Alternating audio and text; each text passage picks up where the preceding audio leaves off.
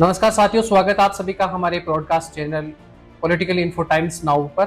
आज हमारे साथ में एक ऐसे जनप्रतिनिधि हैं जो राजनीति में विश्वास ना करके जन सेवा में विश्वास रखते हैं, जिनका राजनीतिक जीवन 24 साल की उम्र में स्टार्ट करके जो आज भी सेवा में लगे हुए हैं, जो गोपालपुर से पूर्व विधानसभा प्रत्याशी रह चुके हैं। वर्तमान में वो लोजपा रामविलास पार्टी से प्रदेश उपाध्यक्ष हैं।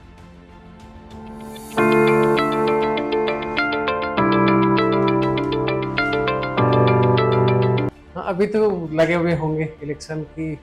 लगातार जनसंपर्क में लोगों के बीच बने रहते हैं। लोगों की परेशानियों में साथ साथ जूझकर उसे राहत दिलाते हैं। आपके क्षेत्र में हमने भी घूम के देखा कि आप इतने सालों से लगे हुए हैं, आज भी पैदल ज्यादा। देखिए, कई गांव गली आज भी है जहां फोर व्हीलर नहीं जाती है।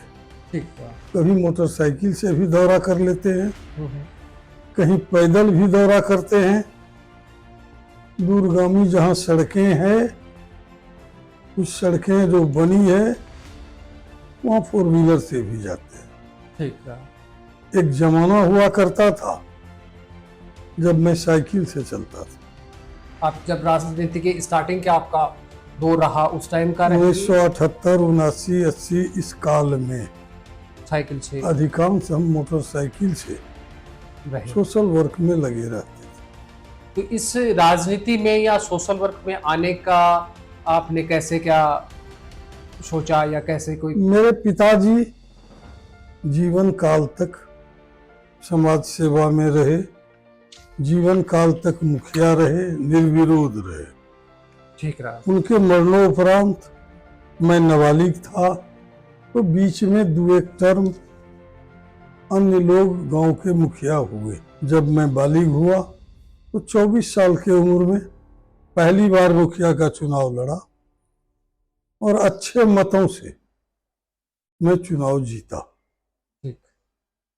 24 साल का तो मतलब जब चुनाव प्रणाली में आने की स्टार्टिंग होती है उसी दौर से मतलब एंट्री हो गई। बिल्कुल, क्योंकि पिताजी के कई कामों में हाथ बटाते रहा, अनुभव तो था ही।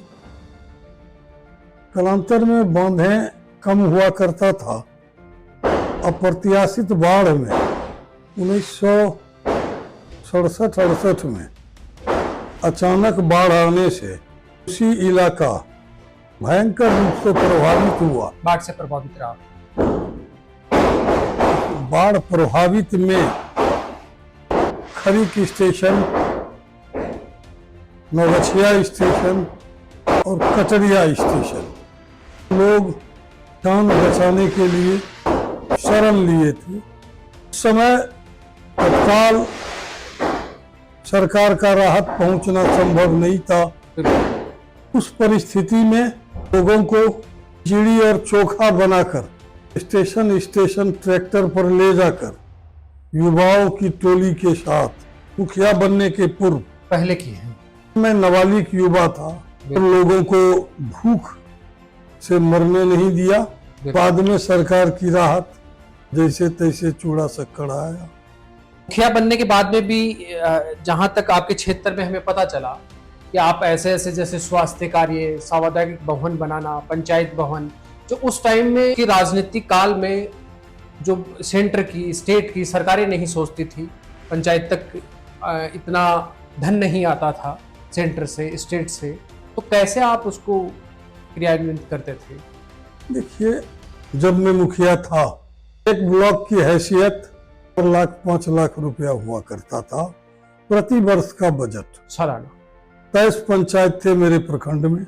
समय नौगछिया अनुमंडल में मात्र 3 प्रखंड था, गोपालपुर, नौगछिया और बीरपुर।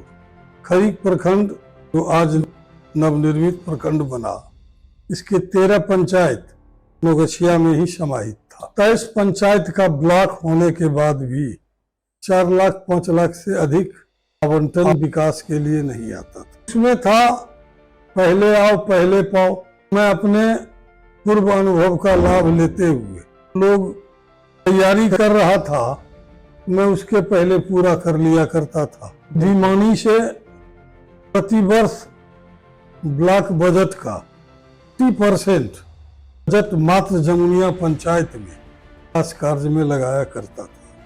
उस कालखंड में ये बहुत बड़ा मायने रखता है। सबसे बड़ा शासन भी हम पर भरोसा करता था। जिला में इकलौता मुखिया हम थे जहां कमीशन खोरी का दूर दूर तक कोई चर्चा नहीं होता। इसलिए मेरे हर काम को प्रशासन हाथों हाथ लिया करते थे और हम भी उस विकास को तीव्र गति से पूरा करा दिया करते थे। क्षेत्र में घूम के एक चीज और हमने जानी, जब आप क्षेत्र में जाते हैं तो महिलाओं को शॉल वितरित करना, स्कूल की बच्चियों को पुरस्कृत करना, तो महिला सशक्तिकरण को आप कैसे मानते हैं? भाई महिला सशक्तिकरण कैसा क्या होना चाहिए? आज भी बिहार में गांव में शिक्षा का प्रतिशत बहुत कम है।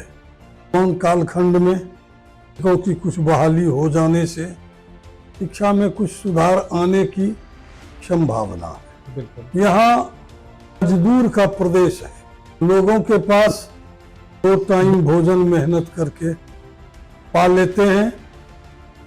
बच्चे बच्चियों को अच्छे स्कूल में प्राइवेट में देने की क्षमता 80% लोगों को नहीं है। में आज ऑनलाइन पढ़ाई के कारण बच्चे बच्चियां स्व अध्ययन कर तालीम हासिल कर रही है। उनकी हौसला अफजाई करने का एक विचार मेरे मन में आया और उसी परिप्रेक्ष्य में हमने घूम घूम कर गांव गांव जाकर वहां जितने भी प्रथम स्थान मैट्रिक में पाए, इंटर में पाए, उनका हौसला बढ़ाने के लिए बच्चों में गमछी, कापी, कलम, कंपास, बच्चियां में स्टॉल, कापी, कलम और देकर हौसला बढ़ाए। उसके माँ पिताजी को साथ बुलवाए और उन्हें भी धन्यवाद दिया कि आप आधी रोटी खाकर भी अपने बच्ची को शिक्षा में सहयोग किया। निश्चित रूप से आपका तो भविष्य बनेगा ही, हमारे क्षेत्र का भी नाम होगा। उसी कड़ी में कुछ जगहों पर कामकाजी महिलाओं को भी इसके लिए हमने सम्मानित किया, लोगों में अच्छा संदेश दिया, आप जगो और अपना अधिकार खोजो।